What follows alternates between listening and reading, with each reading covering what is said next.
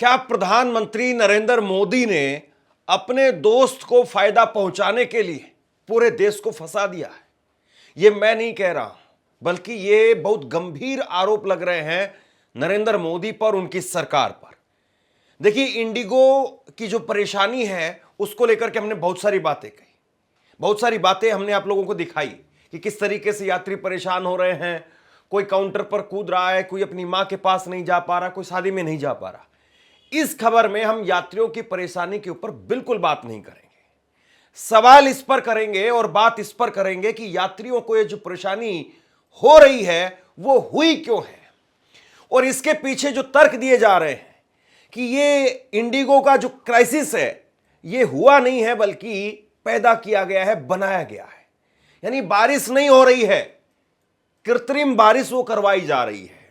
अब कृत्रिम बारिश करवाने के लिए ऊपर आसमान में जाकर के क्लाउड फीडिंग की गई है, और क्लाउड फीडिंग जब की गई है तो उसके बाद में जाहिर सी बात है धरती पर बूंदें गिरेंगी, धरती पर बारिश होगी। नंगी आंख से अगर आप देखेंगे तो आपको लगेगा कि बारिश हो रही है, लेकिन दरअसल में बारिश नहीं हो रही है, बल्कि क्लाउड फीडिंग करवाई गई है। अब जरा समझिए कि यह मसला क्या है। दरअसल कई नेताओं की तरफ से, कई विपक्षी पार्टियों की तरफ से यह आरोप लगाया गया है कि अभी इंडिगो, जिसके पास में मैक्सिमम भारत का आप ये कहिए कि शेयर है, 65% इंडिगो की हिस्सेदारी है एयरलाइन के अंदर, एविएशन सेक्टर में। और ऐसे में इंडिगो ने जिस तरीके से अपनी हेकड़ी दिखाई है, इसके पीछे अडानी है। और कई एक्सपर्ट्स ने इसको लेकर के जो कहा है, बहुत आसान भाषा में इस पूरे खेल को मैं आपके सामने रखने की कोशिश करूंगा जो एक्सपर्ट्स की तरफ से कहा जा रहा है। लेकिन उससे पहले जो राजनीतिक बयानबाजी है, जो आरोप प्रत्यारोप है, वो मैं आपको बता देता हूं। संजय सिंह आम आदमी पार्टी के नेता हैं, इन्होंने ट्वीट करके कहा है कि इंडिगो की आज करीब 600 फ्लाइट कैंसिल हो गई है। दिल्ली में 225, हैदराबाद में 92 फ्लाइट कैंसिल हो गई है, मुंबई में 104, बेंगलुरु में 102 और पुणे में 32 रद्द हो गई है। जम्मू से आने वाली इंडिगो की 12 उड़ानें रद्द हो गई है। ये 5 तारीख को ट्वीट कर रहे थे, और इसमें सबसे महत्वपूर्ण बात इन्होंने सबसे आखिरी में लिखी है, क्या इंडिगो पर मोदी के भाई अडानी की नजर पड़ गई है? क्या इंडिगो बिकने वाला है? ये इन्होंने एक बहुत बड़ा सवाल खड़ा किया। इसके बाद में कांग्रेस ने एक ट्वीट किया। कांग्रेस ने ट्वीट करके कहा कि यह संयोग है या मोदी सरकार का प्रयोग है। 27 नवंबर को खबर आई थी कि अडानी ने भारत में पायलट ट्रेनिंग की सबसे बड़ी कंपनी एफएसटीसी को खरीद लिया है। 27 नवंबर को खबर आई थी, और इसके 3 दिन बाद में ही भारत में फ्लाइट देरी होने और कैंसिल होने की खबरें आने लगी। चैनलों में चलने लगा कि भारत में पायलटों की भयंकर कमी है। पूरी तरह से माहौल बनाया गया कि भारत में पायलटों की भर्ती और ट्रेनिंग पर खास ध्यान देना होगा। क्या यह जानबूझ करके अडानी को फायदा पहुंचाने की साजिश है? क्योंकि इससे पहले भी जब अडानी को लो क्वालिटी का कोयला महंगे दाम पर बेचना था तो देश भर में कोयले की कमी की खबरें फैलाई गई। बताया जाता था कि देश में 1-2 दिन का ही कोयला बचा है, जिसका सीधा फायदा अडानी को हुआ। क्या नरेंद्र मोदी और अडानी इस बार यही फार्मूला अपना रहे हैं? देश जवाब मांग रहा है। यह कांग्रेस ने कहा। कांग्रेस ने कहा कि भैया ये संयोग है या प्रयोग है कि 27 तारीख को एक खबर आती है कि सबसे बड़ी पायलट ट्रेनिंग करने वाली कंपनी, उसको अडानी ने खरीद लिया है, और उसके 3 दिन बाद में ये इंडिगो का क्राइसिस वो शुरू हो जाता है।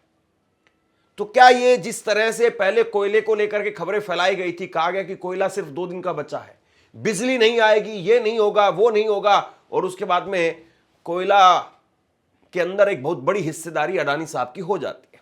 अब वो खबर देख लीजिए जो कांग्रेस ने यहां पर ट्वीट की है, वो 27 नवंबर 2025 की अहमदाबाद से ये खबर जो है वो निकल करके सामने आती है कि अडानी डिफेंस ने भारत की पायलट ट्रेनिंग कंपनी एफएसटीसी का 820 करोड़ रुपए में अधिग्रहण कर लिया और पायलट प्रशिक्षण की क्षमता बढ़ाई गई।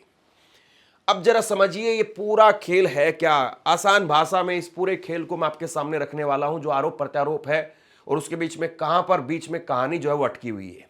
क्योंकि असल जो खबर होती है वो बिटवीन द लाइंस होती है, ऊपर की लाइन में कुछ कहा गया, नीचे की लाइन में कुछ कहा गया। असल खबर बिटवीन द लाइंस आपको मिलेगी और बिटवीन द लाइंस पढ़ने की बहुत ज्यादा जरूरत है।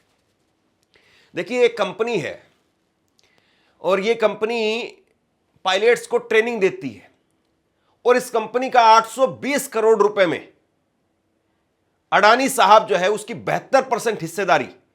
ये आप जागरण की भी खबर देख लीजिए। अब पायलटों को ट्रेंड करेंगे गौतम अडानी, ट्रेनिंग कंपनी एफएसटीसी की 72% हिस्सेदारी खरीदेंगे। कितना भारी निवेश। अब देखिए ये अडानी के लिए कोई भारी निवेश नहीं है। 872 करोड़ रुपए ये अडानी साहब के लिए कोई बहुत बड़ी रकम नहीं है, कोई बहुत बड़ी रकम नहीं है। मान करके चलिए आप इस बात को, यकीन करना एक आम आदमी के लिए बहुत मुश्किल काम है। 872 करोड़ रुपए, आम आदमी तो 8 करोड़ रुपए उसकी भी कल्पना नहीं कर पाएगा। लेकिन यह मान करके चलिए कि कोई मिडिल क्लास आदमी के लिए 8 लाख रुपए में अगर कहीं कोई प्लॉट मिल रहा है, वो लेना जितना बड़ा काम है उतना ही बड़ा काम है अडानी के लिए 872 करोड़ रुपए खर्च करना। ये यानी आप कहेंगे कि मिडिल क्लास कोई आदमी है, नौकरी पेशा कोई आदमी है, अगर उसको उसके घर के बगल में कोई प्लॉट मिल रहा है तो 8 लाख रुपए में आसानी से ले सकता है। इसी तरह से अडानी को आप समझिए, अडानी इतने बड़े आदमी कि 872 करोड़ रुपए आसानी से दे सकते हैं। अब 872 करोड़ रुपए में उन्होंने एफएसटीसी इस कंपनी को खरीदा। अब देखिए दो बातें हैं यहां पर, दो तरीके के लाइसेंस होते हैं। एक होता है CPL, commercial pilot licence, CPL, और दूसरा एक और उसका विकल्प आ गया है जिसको कहा जा रहा है एमपीएल, यानी मल्टी पायलट लाइसेंस। अब जो सीपीएल लाइसेंस है उसकी जो शर्तें थी वो बहुत कठिन थी। उसके लिए 200-250 घंटे का कम से कम एक्सपीरियंस होना चाहिए था, तब जाकर के आप विमान उड़ा पाते थे। इस तरह की बहुत सारी शर्तें थी। लेकिन जो एमपीएल उसकी जगह पर नया लाइसेंस एक आया है, अब उसमें क्या है कि उसमें आपको 60 घंटे, पहले 200-250 घंटे थे सीपीएल में, अब उसको 60 घंटे कर दिया गया कि 60 घंटे आपको हवाई जहाज उड़ाना है और उसके बाद में आपकी जो बाकी की ट्रेनिंग है वो सिमुलेटर के ऊपर हो जाएगी। यानी एक तरीके से आप ये मान करके चलिए कि 60 घंटे तो आपको हवा में हवाई जहाज उड़ाना है और बाकी जो आपकी ट्रेनिंग है वो ग्राउंड पर हो जाएगी। अब इसमें बड़ी बात यह है कि भारत के अंदर पहले से रूल्स रहे हैं, नियम रहे हैं कि जो भी कंपनी, जो भी एयरलाइन की कंपनी है जिसके पास में 10 या 10 से ज्यादा जहाज हैं, उनके लिए ये नियम है, उनके लिए कायदे हैं कि भैया आपको ज्यादातर ट्रेनिंग वो भारत में ही करवानी है। लेकिन सच्चाई ये है कि भारत में वो ट्रेनिंग हो नहीं रही है क्योंकि भारत में उस तरह से इक्विपमेंट्स नहीं है, उतने संसाधन नहीं है। इसलिए आज की तारीख में 60% ट्रेनिंग वो भारत से बाहर होती है। अब देखिए आप, जो ये एविएशन सेक्टर है ये लगातार दिनों दिन बढ़ता चला जाएगा। ठीक है, अभी बवाल मचा हुआ है, लोग त्राइमाम त्राइमाम कर रहे हैं, परेशान हैं, चारों तरफ हाहाकार मचा हुआ है, लेकिन ये जो एविएशन सेक्टर है ये लगातार बढ़ता चला जाएगा। हो सकता है कि कुछ और कंपनी आए, या अगर और कंपनी नहीं आएंगी तो इंडिगो वही किसी न किसी तरीके से तिकड़मबाजी करके और अपने रेट्स को वो इसी तरीके से रखेगा ताकि और कस्टमर आए। अब ये भी सारा जो है वो कमर्शियल फंडा है। फंडा क्या है कि आप जितनी ज्यादा क्वांटिटी में चीजें बनाएंगे उतना ही कम पैसा लगता है। इंडिगो, उसके पास में सबसे ज्यादा जहाज है, सबसे ज्यादा पायलट है, क्रू मेंबर भी सबसे ज्यादा उसी के पास में है।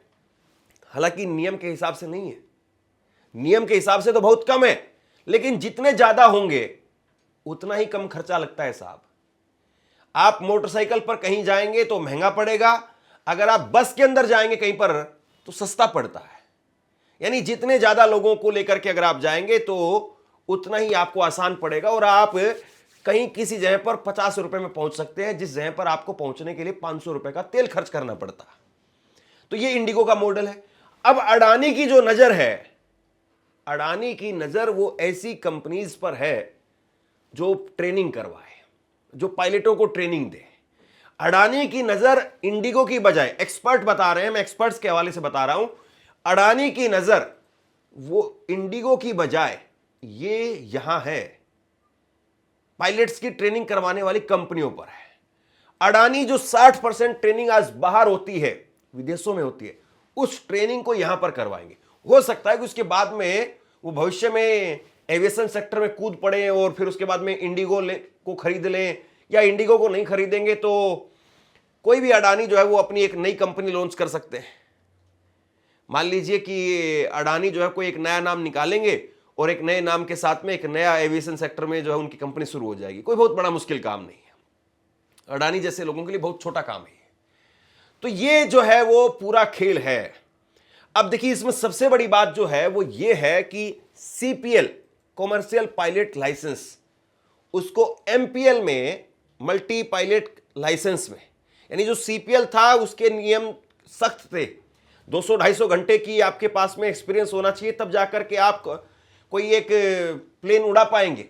और अब यहां पर एमपीएल में 60 घंटे हो गए।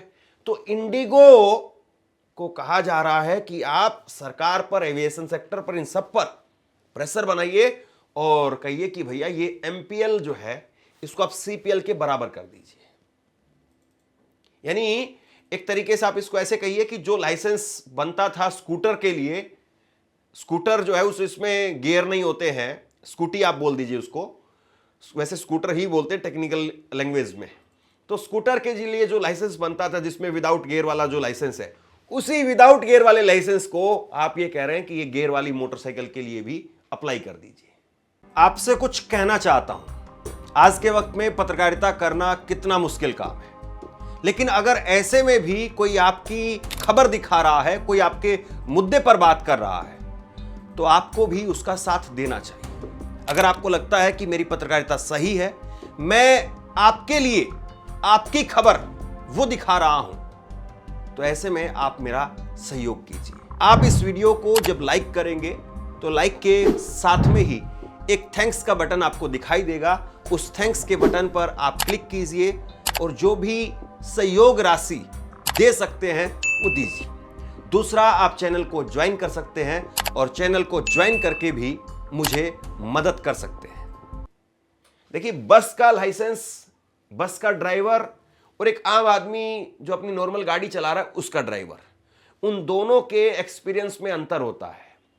कोई भी आदमी बस का ड्राइवर बनता है तो उसके पास में हैवी लाइसेंस होना चाहिए। लाइट अगर लाइसेंस है आपके पास में तो आप छोटा मोटा अपनी गाड़ी चला लेंगे, चौपहिया वाहन चला लेंगे, लेकिन आप बस नहीं चला सकते।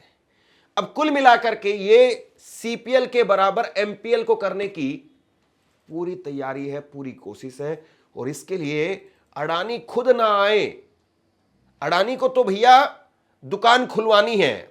इसको ऐसे समझ लीजिए आप कि अडानी को जो नई वो कंपनी लेकर के आए हैं उसके जरिए वो पायलट्स को ट्रेनिंग देंगे। और अगले 10-15 सालों में जिस तरीके से यहां पर भारत में हवाई जहाज की संख्या बढ़ेगी, पायलट तो चाहिए ही चाहिए। हवाई जहाज अपने आप तो नहीं उड़ेंगे, तो वो पायलट को ट्रेनिंग देने का काम करेंगे। और वो पायलट को ट्रेनिंग देकर के वो पैसा जो वसूल करेंगे, वो पैसा विमान उड़ाने से कहीं ज्यादा है।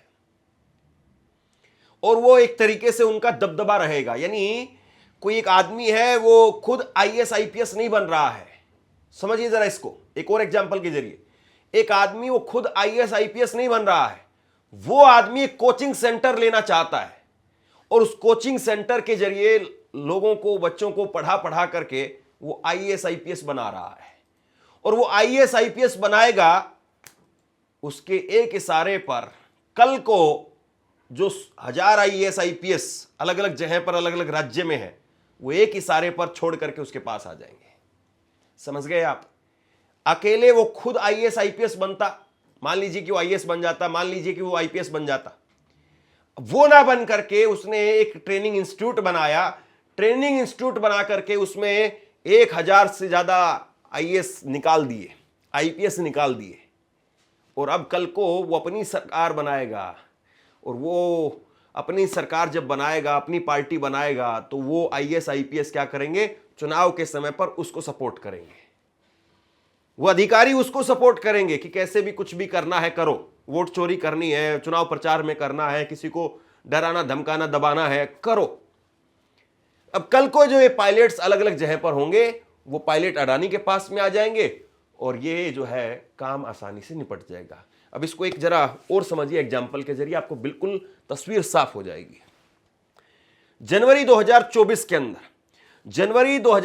के अंदर सरकार कहती है कि हम FDTL, flight duty time limitation, ये लेकर के आ रहे हैं और इसमें कुछ नए नियम्स हैं जिसके तहत अब आपको फ्लाइट्स उड़ानी पड़ेंगी। अभी तक जो पायलट है उनकी रेस्ट आवर जो है वो 36 घंटा है। यानी एक हफ्ता अगर आप कोई पायलट विमान उड़ाता है, जैसे मान लीजिए कि आप कोई नौकरी करते हैं तो 6 दिन 5 दिन आप नौकरी करते हैं, 1 दिन की आपकी छुट्टी होती है। अगर कोई आदमी पायलट है, विमान उड़ा रहा है, तो उसके 36 घंटे पहले रेस्ट के थे, क्योंकि भैया वो स्ट्रेस वाला काम है, दिमाग पर जोर पड़ता है, आदमी एक्टिव होना चाहिए पूरी तरह से, ऐसा नहीं कि नींद नींद में उड़ा रहा है। तो पहले 36 घंटे उसके लिए तय किए गए थे कि रेस्ट करेगा। लेकिन जब प्रेशर बढ़ने लगा, फ्लाइट्स ज्यादा होने लगी, तो फिर अंतर्राष्ट्रीय नियमों के हिसाब से, अंतर्राष्ट्रीय मानकों के हिसाब से यह तय किया गया कि 36 नहीं 48 घंटे का रेस्ट होगा। और रात की जो ड्यूटी है, रात की जो परिभाषा है, उसको भी घटा दिया गया। सुबह 6 बजे की बजाय उसको 5 बजे कर दिया गया। 1 घंटा वहां पर भी कम हो गया रोजाना रात को। तो कुल मिलाकर के ये था कि एक प्रेशर बना दिया गया था कि भैया नए नियम आएंगे और उस हिसाब से आपको प्लेन उड़ाने हैं, उस हिसाब से आप और पायलट्स की भर्ती कीजिए। लेकिन इंडिगो ने और पायलट्स की भर्ती नहीं की। इंडिगो वो जितने पायलट्स उसके पास में था उसी हिसाब से चलता रहा। और हुआ क्या? हुआ ये कि अब जो FDTL, flight duty time limitation, जो नए नियम लागू किए गए, तो उसके बाद में एकदम से जमीन खाली हो गई। यानी किसी ने कहा था कि भैया तुम रोजाना लड्डू बना रहे हो, रोजाना खाना बना रहे हो, 4 आदमियों के लिए अपने घर में खाना बनाते हो, संडे को घर में मेहमान आएंगे और 10 लोगों का खाना तुम्हें तैयार करना है। लेकिन जब वो मेहमान आए तो 10 लोगों का खाना ही तैयार नहीं था। अब इसमें गलती किसकी है? गलती उस आदमी की है जो देख नहीं रहा था कि भैया किचन के अंदर कोई कार्रवाई, कोई काम, कोई तैयारी हो ही नहीं रही है। किचन में तो वही 4 रोटी बन रही है, 2 आदमियों का खाना बन रहा है, बस, इससे ज्यादा तो कुछ है ही नहीं। टमाटर, साग, सब्जी वगैरह जो लेकर के आनी थी वो लाए ही नहीं। यानी जो हर महीने मॉनिटरिंग की जानी चाहिए थी कि भैया FDTL नए नियमों के हिसाब से क्या कंपनियां अपने पायलट्स को लेकर के आ रही हैं, क्या कंपनियां अपने पायलट्स को ट्रेनिंग दे रही हैं, क्या इंडिगो जो हर हफ्ते एक नया विमान लेकर के आ रहा था, क्या वो हर हफ्ते उसी तरीके से, उसी तर्ज पर पायलट्स की भर्ती कर रहा है? नहीं हो रही थी। और नहीं हो रही थी तो फिर सरकार क्यों हाथ पर हाथ रख करके बैठी रही? फिर ये नए नियम लागू क्यों किए गए? फिर इनको वापस क्यों लिया? सरकार को क्या पता नहीं था? आज के वक्त में तो आधार कार्ड पर किस आदमी, किस राज्य में कितने आदमी हैं, मतलब पता चल जाता है। एक अगर सरकार चाहे तो सर्विलांस से ये पता कर सकती है कि पर्टिकुलर किस गांव के अंदर कितने मोबाइल फोन एक्टिव है, ये पता कर सकती है सरकार। यानी हर चीज पर सरकार अगर चाहे तो बहुत बारीकी से सर्विलांस के जरिए पता कर सकती। और यहां तो पायलट्स कितने, सब कुछ डाटा वो मौजूद होता है वेबसाइट पर कि इंडिगो के पास में इतने हैं, इतने हैं, इतने हैं, इतने हैं। 1 सेकंड में कोई भी अनपढ़ आदमी, 6ठी क्लास का बच्चा, वो आसानी से बता सकता है कि इतने विमान इसके पास में है, इतने पायलट इसके पास में है। नए नियमों के हिसाब से कंपनी नहीं चल पाएगी। अब ये कहा जा रहा है कि अडानी वो है इंडिगो के पीछे, इंडिगो वो प्रेशर बना रही सरकार के ऊपर, और सरकार के ऊपर प्रेशर बना करके ये MPL लागू करवाने की जो है वो बात हो रही है। दरअसल कहानी और खेल इतना आसान नहीं होता है जो हमें नंगी आंखों से दिखाई देता है। छोटी मोटी बीमारी होती है वो हमें नॉर्मली पता चल जाती है। जैसे अगर हमें बुखार हुआ है तो हमें पता चल जाता है, इधर से हम नब्ज को पकड़ेंगे, इधर हाथ लगा करके देखेंगे तो शरीर में कुछ गर्मी, तापमान ज्यादा महसूस होता है, तो आदमी कह देता है कि हाँ बुखार है इसको। लेकिन अगर अंदर शरीर में कुछ हो रहा है, नहीं पता चलता है। उसके लिए तो आपको एक्सरे करना पड़ेगा, उसके लिए आपको दूसरे टेस्ट करने पड़ेंगे, तब जाकर के पता चलता है कि अंदर क्या बीमारी चल रही है। बहरहाल ये आरोप लग रहे हैं, ये संयोग है या प्रयोग है, एक्सपर्ट जो कह रहे हैं, विपक्षी पार्टी जो कह रही है, क्या वाकई सब कुछ यही चल रहा है? और अगर सब कुछ यही है तो इससे ज्यादा शर्मनाक और क्या हो सकता है? पूरे देश को एक टांग पर खड़ा कर दिया गया है। किसके लिए? सोचिए जरूर इस बात को। शेयर कीजिए इस खबर को, और आप क्या सोचते हैं नीचे कमेंट बॉक्स में लिख करके जरूर बताइए। धन्यवाद।